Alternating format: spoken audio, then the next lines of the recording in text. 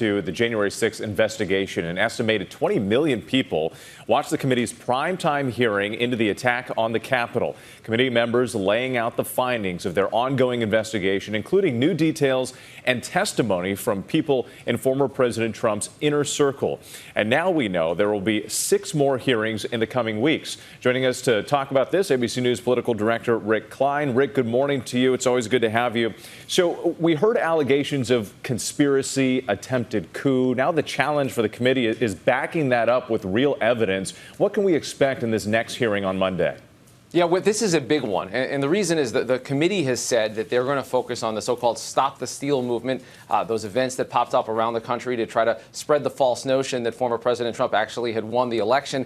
And more critically, that former President Trump and the people around him knew that they lost and that they went ahead with the effort to foment an insurrection anyway. That has a lot of implications. And one of the key things we know, the one witness that's been announced so far is a former Fox News political editor who lost his job after his network correctly called the outcome of the last election. Unclear exactly what he's going to be asked about, but all of this adds up to trying to implicate President Trump and people around him in knowing what they were doing and going ahead and trying to get that election overturned.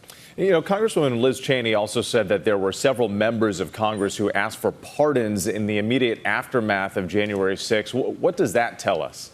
Yeah, that was a significant headline. And here's the main reason that I see is why. If you are asking for a pardon, you at least implicitly know that you did something wrong. You did something potentially illegal. And if the committee can prove who those members of Congress are, they've only named one so far, and he's denied involvement, that makes this a lot bigger than just around President Trump. And it takes this from the past tense to the present and future tense, because these are people that are still in Congress now, and they, like many other Republican office holders, are clinging to the false notions about the last election. One of the committee's big tasks is to establish not just what happened in the past, but the ongoing threat to democracy. And when Liz Cheney mentions this or calls this out about members of her own Republican conference in the House, that adds to the urgency of this. Yeah, and the task to see if they can actually change anyone's minds about what actually unfolded and happened on that day.